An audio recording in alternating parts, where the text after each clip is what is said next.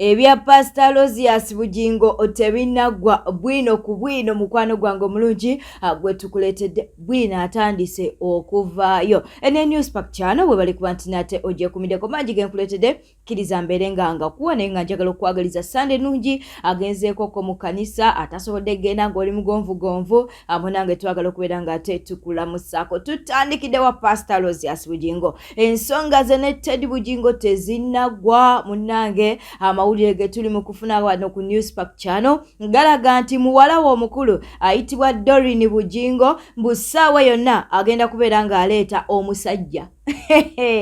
Mbu ssaawa yonna Doreen Bugingo agenda kuleeta omusajja. Kaakati obuzibu we buli imbu Pastor Kayanja yagenda okukola nga taata.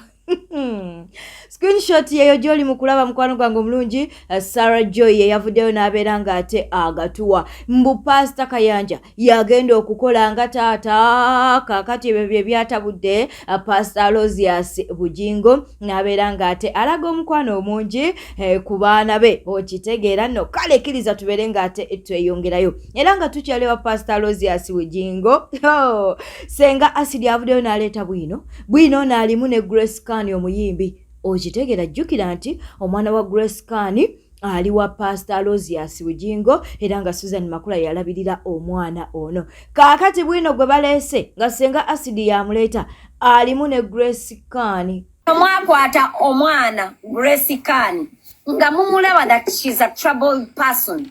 Ne mumuteekamu amagi ga Makula tolizaalira Bugingo mwana nkubuulira. Kankubireko Teddy yakuloga. Toko olindeko tulisaako mawuli. Kyogamba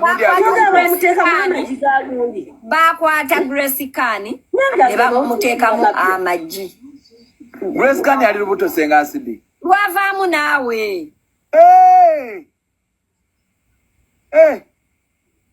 Lwaki tosobola kubeera mwoto Makula tosobola kuzaalira Bugingo mwana Makula Teddy yakuloga osaaga n'omusoga oli aloga. Iye Grace Kani mukwano Teddy yakuloga tolifuna ssanyu. Naku Grace Kani lwaki tumuwa gundi president wa Bakadama. Okumanya Makula tolina magezi. Ulira Sebo Makula yalomu omusajja nagamba inze nina omusika wange already you know Bugingo omwana wa Makula can never be your son. That is never your son, and I'm speaking this as a woman that already has kids. Omusajja omulala tasobola kubeera taata w'abaana bange. Bataata b'abaana bange be basajja abaana baabwe nga ba muntu mbwe. It is what it is. Osobola mukuza, osobola okumwagala, osobola musomesa. But Pastor Bugingo sitaani yakukozesa. Pastor Bugingo tosobola kufuna mirembe na buwanguzi ne Pentagon Senga yaggwa.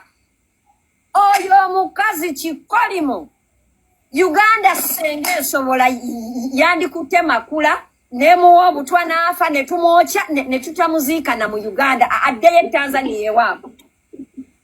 Oyo Mutanzania muliraga banange Makula oli mukazi mubi.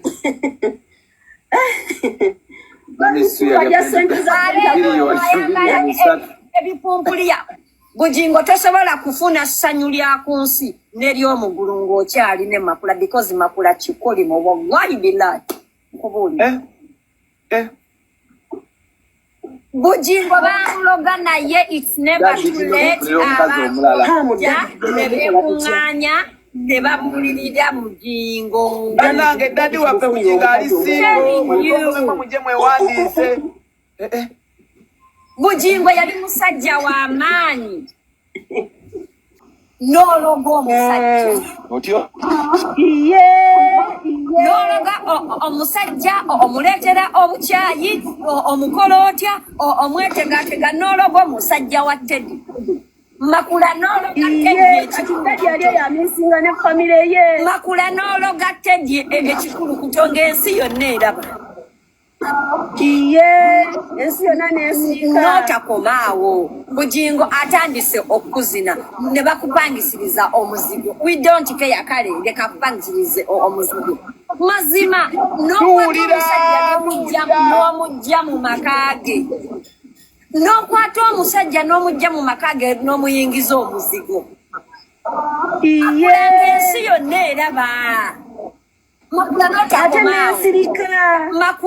Makula n'ogendanga ku radio buli lunaku ng'ovuma Teddy ng'olina ekyo program ekyo kyewalinga okola buli lunaku nga ovuma Teddy owulira ani ono ekisajja kitunulanga Goliath agalevu owulira nga otuula junction buli lunaku n'ovuma omukazi w'omusajja owulira wajja n'osanga omusajja ng'ali ne mukazi we ate Makula wandyebaziza nnyo Teddy because if it was not for Teddy Bugingo wandimusanzeyo tewali Bugingo Makula n'omala okuloga Bugingo n'omukyaya mukazi we bannange tewandikomyawo n'omukyaya abaana Makula omusajja yasooka okuzaalamu omwana w'oyo omulenzi toyagala wadde okumwogerako because he was a bad father. You know how important it is any child to have a father figure. You could not even advise that man over his children. Omusajja n'ayita abaana b'ebisiraani. How could you set children against their own father? Mutapinga bikongo memwe mutapinga ngenda batandikako mwe bimatako. Panange kamba bulire twalinda olunaku Bugingo Katonda inze sinyigirangako Bugingo era ebigambo Eva byengamba abantu nti Bugingo was a man of God Stani namukozesa banange Stani yayita mu Makula banange Makula Stani yes Makula yes banange Makula Stani era nze if you remember sivumangako Bugingo Makula is a real Jezebel era Katonda yayita mu Makula kuba Bugingo wansi Sitani ndako bayawukanye bayawukana dda naawe bayawukana gamba ebiri official luli nawulira agamba abo basuzani bakola ebiri official bannange najja ne mbagamba Bugingo ne Makula are not together anymore era what is keeping them akalulu kasitaka gwa kati olaba kankumulire abasumba olaba nze I have always told people nti n'omusumba naye abeera muntu n'omusumba naye agezesebwa akemebwa Stani naye mukema ne Yesu Stani yamukema namwe omugati akemebwa Stani yamukema banne mwe bikazi mmwenga oli kirokole njagala bategeeza era Makula is a path that the devil used to crush down a man of God. Bugingo is one of the most intelligent people in Uganda. Gwecho badde okimanyi. Naye Sitani yamukozesa n'ayita mu mukazi Sitani. Jezebeli ddala nkubuulira. Nakutosobola kusanga musajja azadde abaana bana. Owulira abaana bana oba bataano. N'omujja mu makage wandi mwagalidde yali yakuazadde namulesa kiri kigulabi Bugingo wulira omusajja n'agoba abaana be n'agamba muli bisiraani munviire. Subscribing liking leka obubaka bwawo mu comment section ate mulooza Maureen Nantume teyetondedde Stesha Mayanja mujjukira akaama abalabye concert ya Stesha Mayanja ewaliwo akaama munnange Maureen Nantume ke yakubye Stesha kakati Stesha we yabuuziddwa ki Maureen Nantume kye yabadde amugamba ate nga twawulirako nti no munnange Maureen Nantume mbuye yali aloga banne ge mawulire ge baleeta temunsabula kakati no munnange Stesha Mayanja n'avaayo n'alyoka agamba nti munnange Maureen Nantume yabadde amwetondera n'amugamba nti bingi by'oyinza okubanga banjogerako bingi by'oyinza okubanga wabiwulira nonyiigira naye amazima gali nti Stesha Mayanja nkwagala nnyo akatambi kaakano Rina nkubya akaama gamba station bwe waba waliwo ekintu kyonna kye nali nkukoze nsaba onsonyiwe oba baayogera kigambo oba nakola kikolwa kusaba onsonyiwe naŋŋamba ebyaddala nkwagala ate nkwagaliza ekyakiddinganya emirundi mingi naŋŋa nkwagalira ne bw'oliwo ekintu kyonna oba mabega oba ki oba ki nsonyiwa mukwano mpulidde nga nkankana mpulidde nga bambi switi olwini nkwebaza wallahi nkwebaza ndabira ddala nga kiva ku ntobo y'omutima gwo ndabira ddala ng'olaajana nga nange gye mbadde n'obulumi naawe obadde oyo n'obulumi waliwo abantu nga mubeera bamukwano nga oba oliawo you guys are meant to be naye ate waliwo abalala banyumirwa nga mulina entalo nga bo balwana olutalo olwo nga balufunamu n'olwaleero mukama ekikwa akijjeewo era mpulira nga ndi mutoolo okufuka omutima gwange kyemmanyi naye mutoolo webale kuba ntino kyekumire ku Newspack channel naye omanyi ntino tonnaba kuba ntino likinga video eno ate tonna subscribinga ku YouTube channel eno fena tukuwa amawulire nga wegatambula ku mutimbagano owa bodaboda eyataasa Tamale Mirundi Junior Mukambwe avuddeyo n'abeera nga atabuka mbu Tamale Mirundi Junior yamusuubiza bodaboda naye paka kati tannaba kuba nti naagimuwa kaakati yavuddeyo ku mutimbagano n'abeera nga abanja bodaboda ye okitegeera si bodaboda gye baamusuubiza naye nga munnange Junior tannaba kuba nti nno agimuwa akatambi kaakano Junior gwe mutaani wa Tamale Mirundi nze wa bodaboda yakujja ku accident ndowooza ondaba bulungi ssebo wansuubiza piki kitegedde si yonna ekimanyi nakati guno gwakato gimpanga oyagala malekufu gireete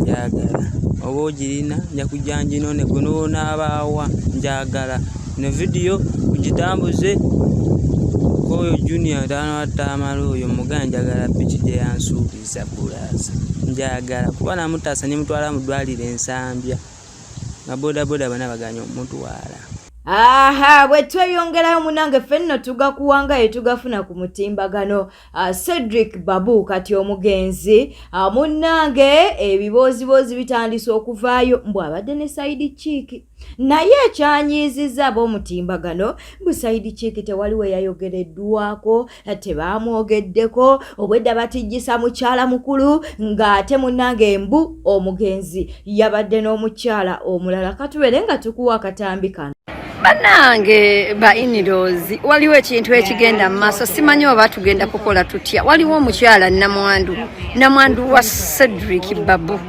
Cedric erinnya lyepoze ddala yabaddaani mulitegedde omwana wa Francis Babu namwandu ono gwe mulaba yabadde akaaba okwekutula naye bannange teri muntu amurecognize wadde abantu bonna bali eyo basaasira namwandu omuzungu bannange ke kaseera mumanye mbu nno n'omukyala Saidi Dishi abeera bannange abeera alumwa mu kufiirwa bannange mutu recognizing ebyo bintu si birungi omuntu waba afudde abeera afudde you have to recognize every vagina.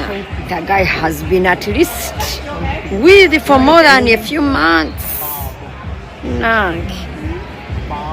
Bamukyala mukulu mulekeraawo okwasiuminga importance ne mukufa kubeera omuntu abeera afudde kati obeera ofaaki nze ebintu si byagala kyova olaba nze nava mu Saidi Dishi bannange omuntu wagenda n'afa ne batekukkiriza wadde omusemberera omuntu wagenda n'afa famire yonna nekutunulira kyamule kyokka ye gwabadde amuwa essanyu ebyo bintu bibi you have to honor the dead omuntu ng'abadde awo nga waliwo omuntu amuwa essanyu bamukyala mukulu bannange temuwa bantu ssanyu ke kaseera omuntu waba afudde ba Saidi Dishi nga babadde bawa omuntu essanyu babakolera akabaga nga kanene nnyo ensi okubeebaza mukazi abadde yeeyita n'erinnya ly'omusajja eryokubiri ne mutuuka mu kanisa ne mumaziika ne mutamwogera nako Hildaman Honorable avuddeyo twogera ku Kiyaga mumutegerera ddala bulungi ate nga mugenda mukomyawo mu Parliament. Bannange avuddeyo n'alyoka agamba nti abanuupu we batamuwa kaadi ajja kubeera nga assaamu ekitiibwa ekibiina kye. Ndi wano ndi wa National Unity Platform. Naye ekibiina kyange kinsinga amaanyi. Era ekibiina kyange bwe kigamba nti Dr. Hilderman tukwebaza oweereza emyaka 5 naye gundi oli tusaba akwate bendera yaffe. Olw'okuba njagala ekibiina kyange, I will stand firm and support.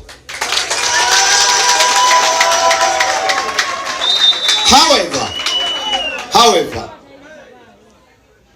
kakati essaawa eno tuli mu field. Emundu ozijje ku Baameria ozitunuulizza Kiyaga. Ki ekigenda okubaawo nga Kiyaga ali willing okusupportinga naye ate gwe wennyini wamwonoona mu community mwalina okuyimirira akusabira akalulu. Nkaddamu mwenna nze ndi mu kutalaaga kyalo ku kyalo. Soogera ku bannange ba National Unity Platform because ffenna tuli mu katiba kaki naye osanga ate be twesimbye nabo.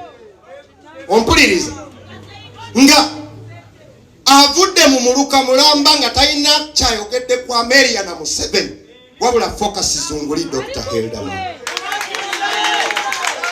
Kakati obudde obwo Kyagulanyi musajja watunga akukankamudde kaadi nga weetaaga amaanyi ga Kiyaga. Kakati Kiyaga ate anaabeera kwetottola kaati okuyimirira ku kazindaalo ko.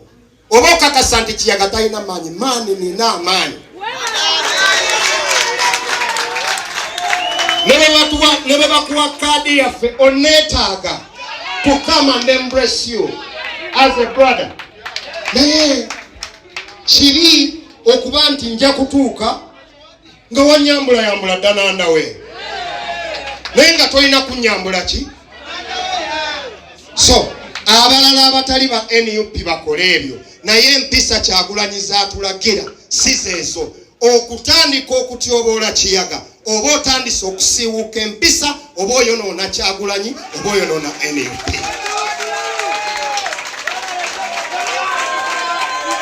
Mumpuliriza.